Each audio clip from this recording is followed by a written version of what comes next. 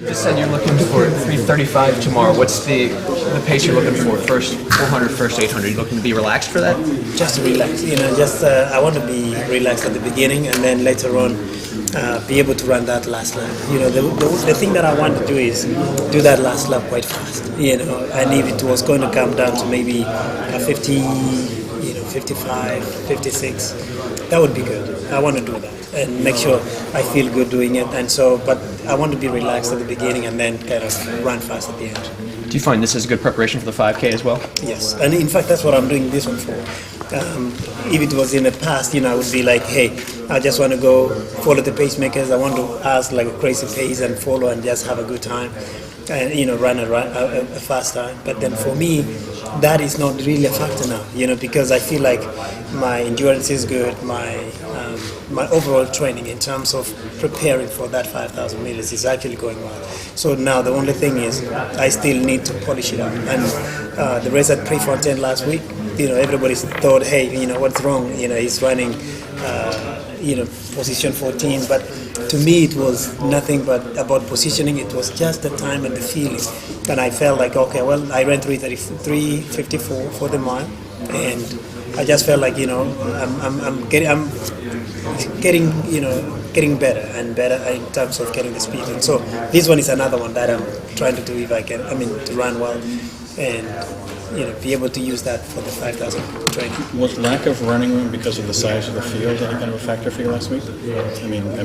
Because some guys seem to not find a clear lane because there are 19 people in the race. Yeah, honestly, it was a little bit uncomfortable in there because there was a lot of people, and I remember getting shoved all over the place, getting pushed, and the guys are fast. 1,500 meters, they always start fast, and I was also with them there, and then because everybody's trying to do the same thing, I want to get clear in the front, and so with a lot of people like that, things tend to kind of get push it in there, and I suddenly got pushed a lot. I remember running at a certain lap, I don't know which one was, second last, and then just got pushed and like holding Leo Manzano's back like this, just to hold myself not to fall down.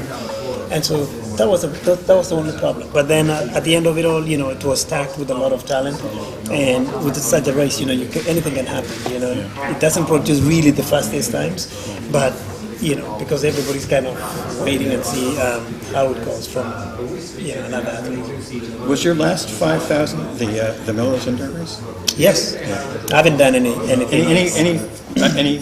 What's the philosophy behind that? Because obviously there were a couple of races that pretty good 5,000s that you could have gotten into, I suppose. Yes, I could have gotten into, for example, Dusseldorf or any other races over there, like 3,000 meters. Or even Oslo this week. Oh yeah, but then I just wanted to make sure that I want to train well, which I train in April.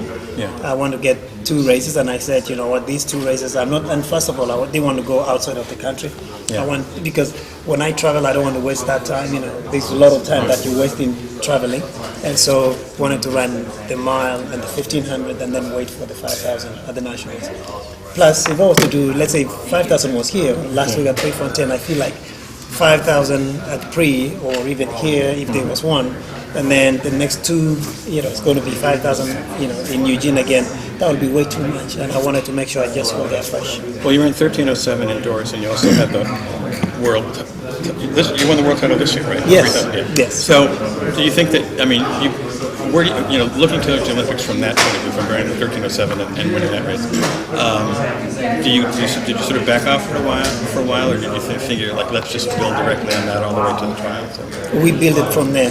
We didn't want to slow down, but we ended up actually when we were in Flagstaff, we built on that, and with the confidence that gave me. I got a lot of confidence out of it because the guys that were in the finals in Istanbul were the guys that are going to be the finals again, in London if I make the team. Yeah. And so I won with all these great guys in there. So that was good for me. I just felt like, wow, this is what I need. Yeah. And I was able to train the whole month of April with all that confidence in me. And then ran in Penn Relays. It wasn't that great, but then I was in full training. And then Prefontaine Classic, still in full training. And then now I'm easing off a little bit towards the nationals, and so I feel like I did a good training out of that. Now, I'm sorry. In terms of running the 5K at the international level, Right. Can't help but remember last year that amazing kick with you and Mo Farah at the end of the 5K in Daegu. Yes. You're still very quick. You showed us that in the U.S. indoor 3K. You still got the mile speed. Are you still comfortable with making a move at about 150 to go if you hang with the pack in a 5,000 meter race, or are you going to change your race plan? You know what? We will see now. I still have one more race. The 5,000, no, 5,000s before Olympics, and that is going to be the 2 races in Eugene and then 1 in Paris. So now the only thing is how will I adjust how I feel in Paris. After this race in Paris, then I will know that, you know what, I feel like, if I feel like I'm not going to be strong towards the end, that 150, which I'm always used to, waiting and then go from there.